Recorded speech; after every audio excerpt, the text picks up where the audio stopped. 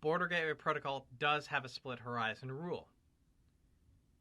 When we think about split horizon, we might immediately think of things like RIP or iGRP with its operation on a multi-point subinterface. Well, what the split horizon rule says is don't send information back out the same interface that they were received on. BGP is different. BGP doesn't think interfaces, it thinks autonomous systems. So it says if I got it from another router in my autonomous system, do not re-advertise it back in to the same autonomous system.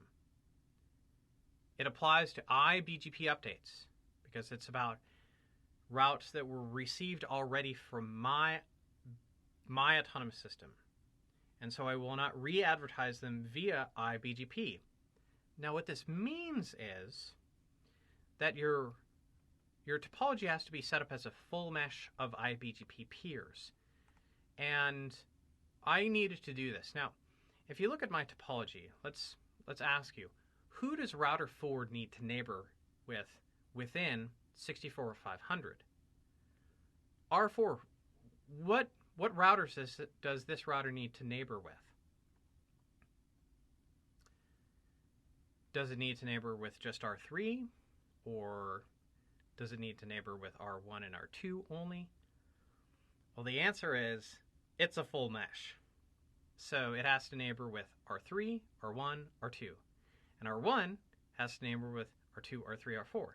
R2 has to neighbor with R3, R4, and R1. So you've got a whole lot of neighborships that have to be built.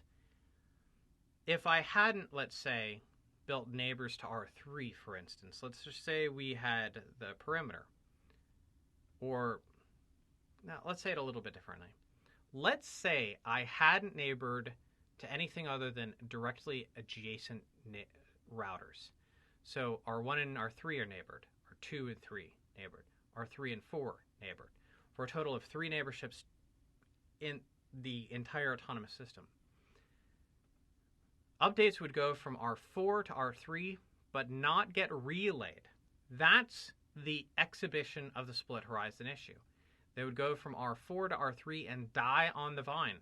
They would maybe get advertised to the ISP, but they wouldn't get advertised to R1 and R2 because R4 had to advertise it to R1 and R2.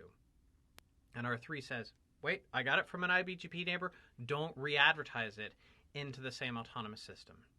That is the exhibition of the split horizon issue.